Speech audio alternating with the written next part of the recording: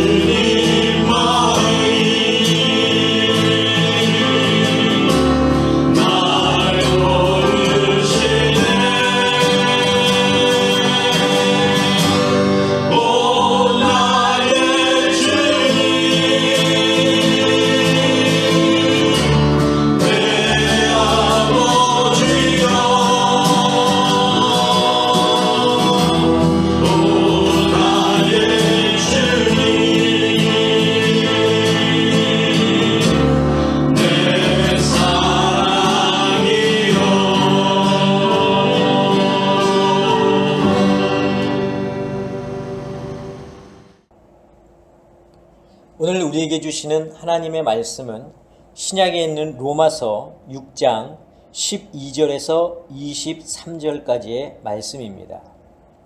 제가 봉독하겠습니다. 그러므로 너희는 죄가 너희 죽을 몸을 지배하지 못하게 하여 몸의 사욕에 순종하지 말고, 또한 너희 지체를 불의의 무기로 죄에게 내주지 말고, 오직 너희 자신을 죽은 자 가운데서 다시 살아난 자 같이 하나님께 드리며 너희 지체를 의의 무기로 하나님께 드리라. 죄가 너희를 주장하지 못하리니 이는 너희가 법 아래에 있지 아니하고 은혜 아래에 있음이라. 그런즉 어찌하리요? 우리가 법 아래에 있지 아니하고 은혜 아래에 있으니 죄를 지으리요? 그럴 수 없느니라.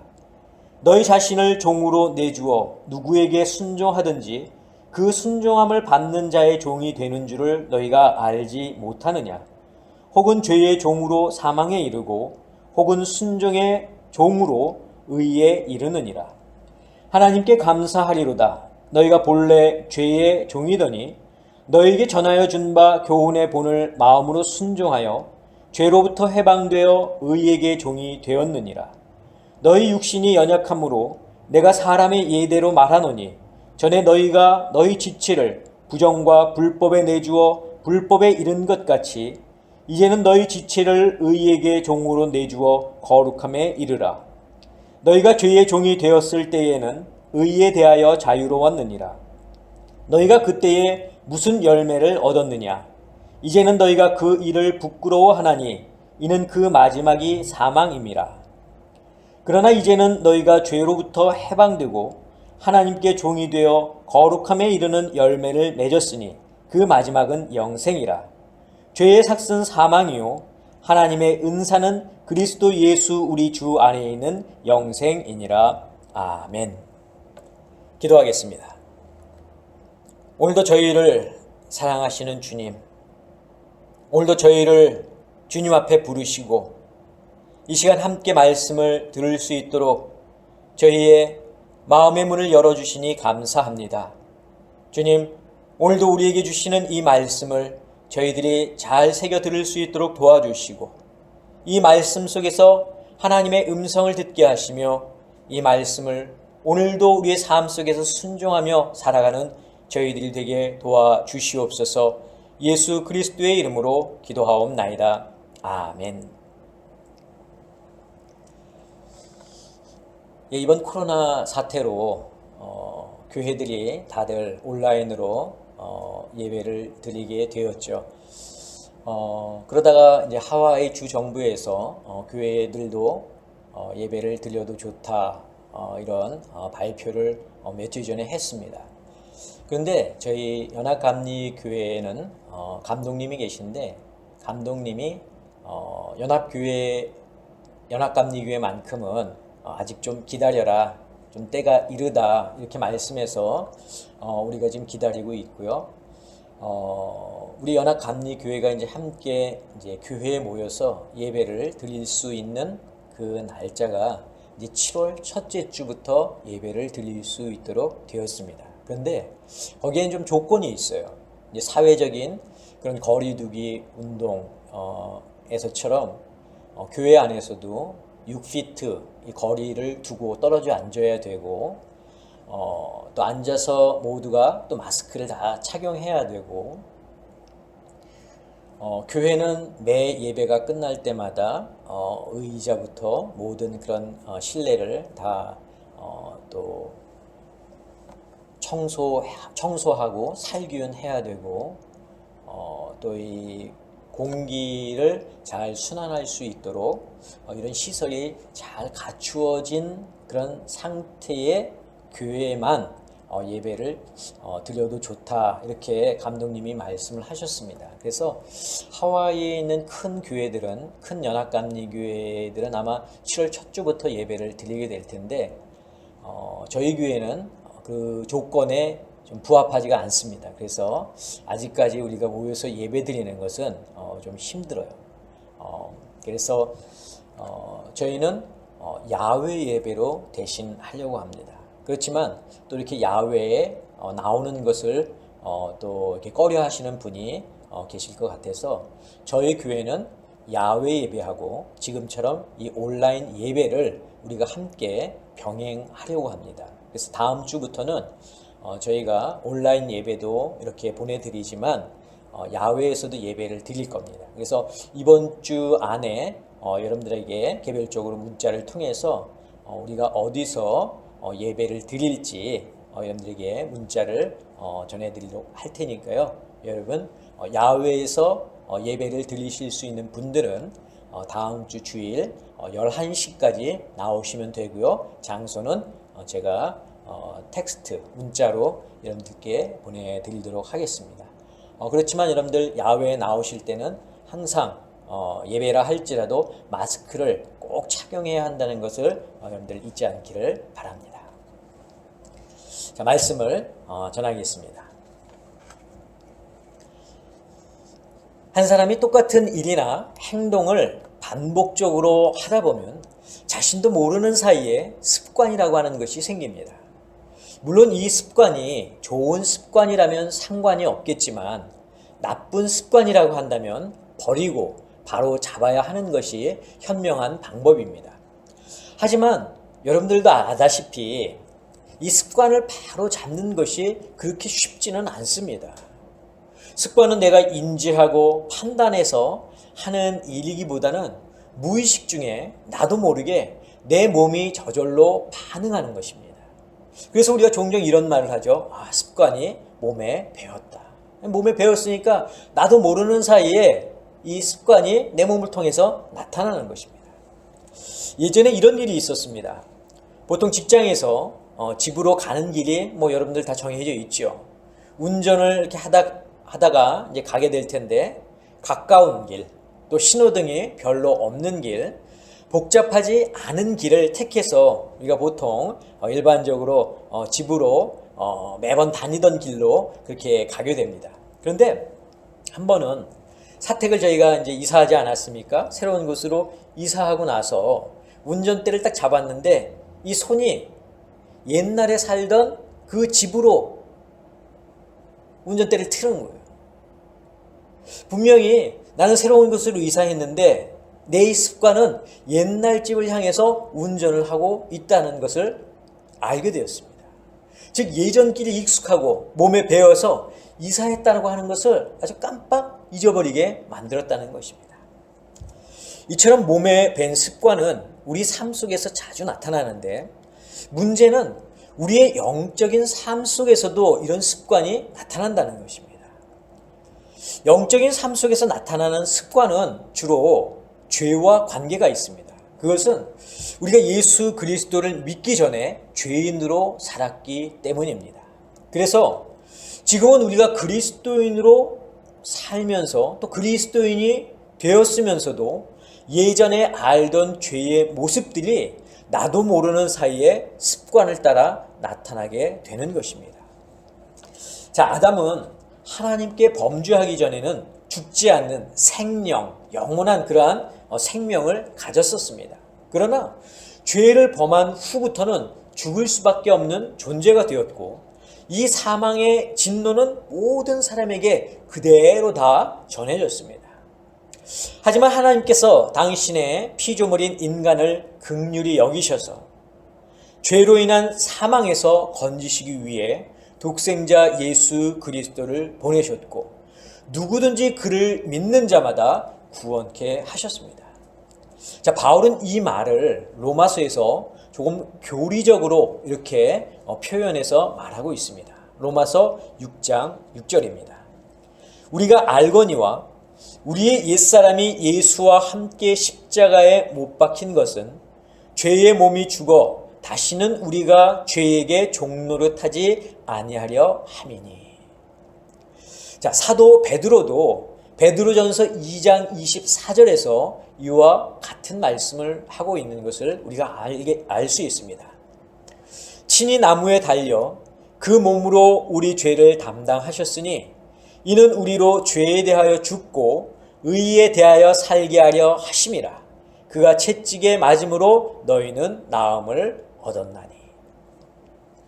우리가 내가 예수님을 나의 주님으로 믿습니다 라는 입술의 고백을 할 때 그 고백은 곧 나의 옛사람은 이제 예수님과 함께 십자가에 못 박았습니다 라는 고백과 같다는 것입니다. 그러니까 예수님을 나의 주님으로 고백한다는 것은 나의 옛사람은 죽고 내 안에 계신 예수 그리스도로 말미암아 다시 사는 것을 의미합니다. 자, 우리가 이런 이제 고백을 할 때 이 고백의 결과로 나타나는 것 중에 하나가 있는데 그것은 뭐냐면 이제 우리가 더 이상 죄의 종이 아니고 죄에게 종노릇하지 않는다는 것입니다. 그래서 예수님을 구세주로 믿는 우리들은 더 이상 죄인이 아니죠. 하나님께서도 우리를 죄인으로 부르지 아니하시고 당신의 자녀라고 부르셨습니다. 자, 그런데 문제는 하나님의 자녀가 되었음에도 여전히 우리는 죄 가운데 산다는 것입니다. 예수 그리스도의 보혈로 우리의 죄가 깨끗이 사함받고 하나님의 거룩한 백성이 하나님의 거룩한 자녀가 되었음에도 불구하고 왜 우리는 죄를 지으며 사는 것일까요? 자, 이 질문에 답을 하기 전에 우리가 먼저 알아야 할 것이 있습니다. 그것은 우리가 예수를 믿기 전에 우리의 상황과 예수를 믿고 난 후에 우리의 상황이 다르다는 것입니다. 자, 우리가 예수를 믿기 전에는 우리의 신분이 무엇이었습니까? 죄의 종이었어요. 죄가 우리의 주인이었습니다. 그렇기 때문에 우리가 죄인으로 살아가는 것이 아무런 문제가 되지 않았습니다. 어떤 사람들은 자신이 죄인인 것조차도 알지 못하고 살아갑니다.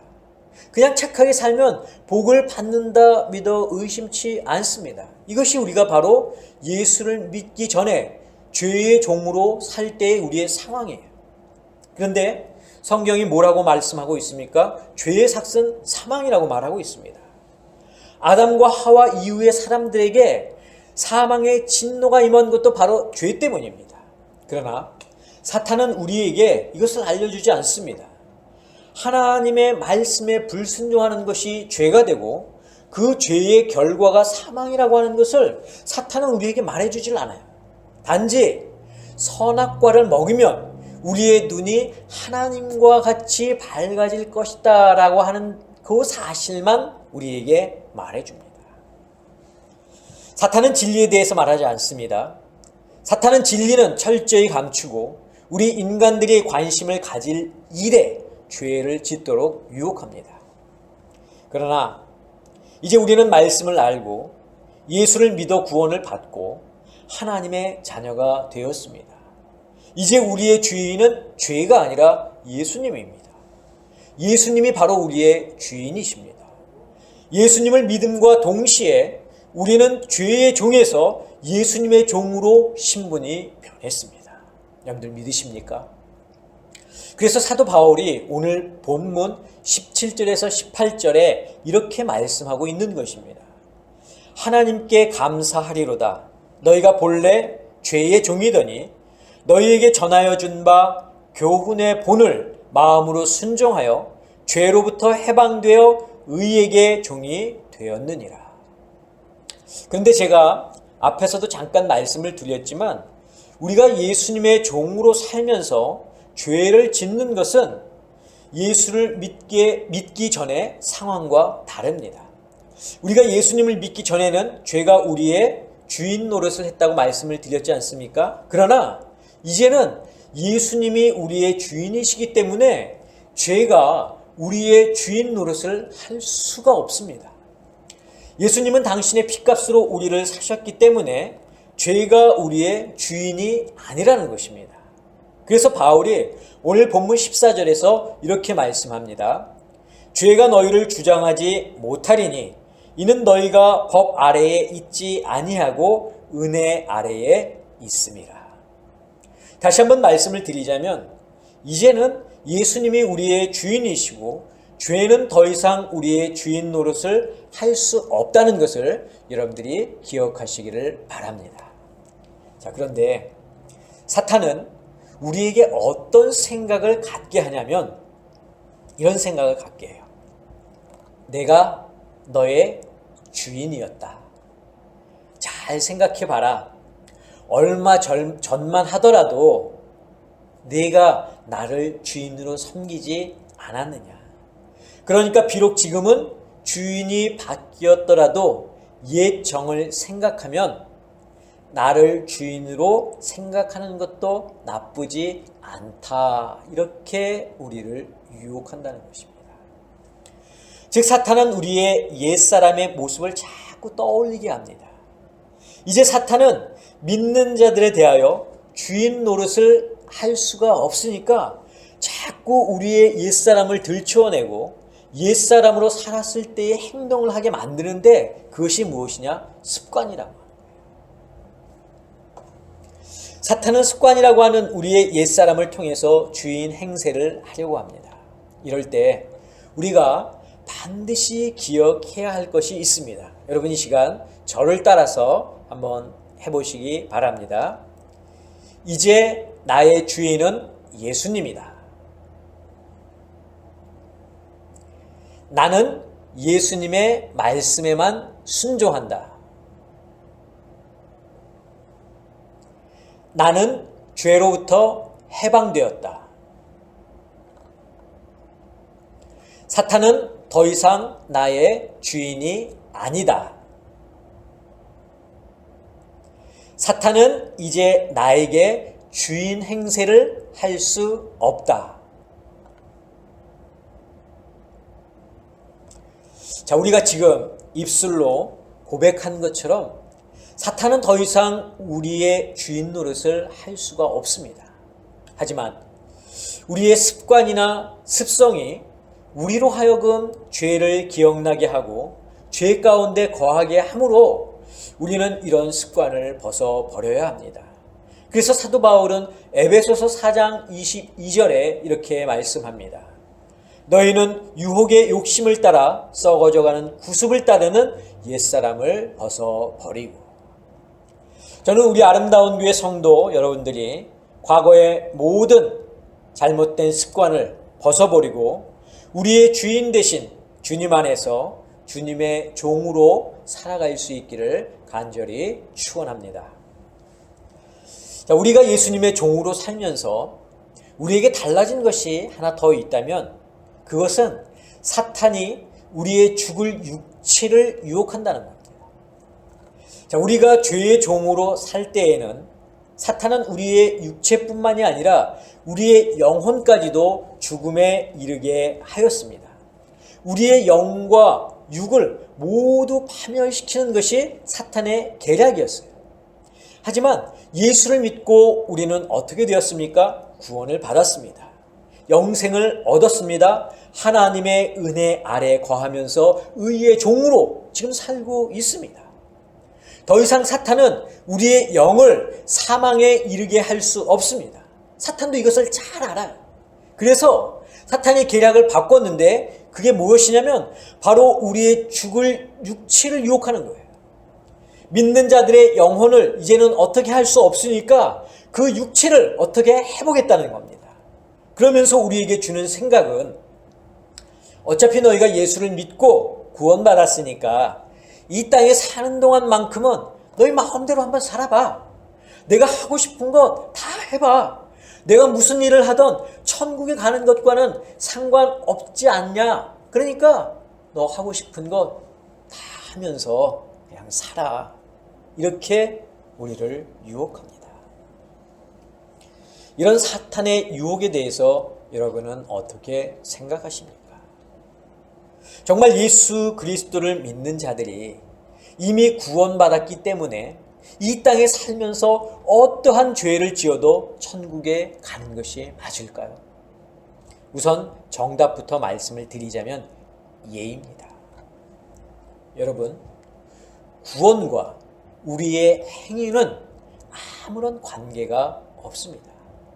이 세상에서 우리가 정말 착하고 착하게 산다고 구원받는 것도 아니고 이 세상에서 우리가 악하게 죄를 지으며 산다고 구원을 못 받는 것도 아닙니다. 구원은 전적으로 하나님께 있고 구원은 오직 예수 그리스도를 통해야만 받을 수 있는 것입니다. 즉 예수를 믿어야 구원을 받는다는 거예요. 그러나 우리가 구원을 받고 하나님의 은혜 아래 사는 사람들이라면 우리의 연약한 육신을 사탄의 유혹으로부터 방어하기 위해 노력해야 합니다. 오늘 본문 15절의 말씀을 제가 표준 세번역으로 읽어드리겠습니다.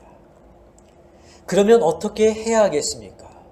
우리가 율법 아래 있지 않고 은혜 아래 있다고 해서 마음 놓고 죄를 짓자는 말입니까? 그럴 수 없습니다. 사도 바울은 우리가 구원받고 하나님의 은혜 아래에 있다고 해서 마음 놓고 죄를 지어서는 안 된다고 말씀하고 있습니다. 예수를 믿고 구원받은 우리들이 세상에서 죄를 지으며 사는 것은 나는 하나님을 나의 주인으로 모시고 살지만 사탄도 나의 주인으로 모시며 삽니다 하는 말과 다를 바가 없습니다. 종은 두 주인을 섬길 수 없습니다. 오직 한 주인만 섬겨야 합니다. 그런데 사탄은 계속해서 자신이 나의 주인이었다고 말합니다.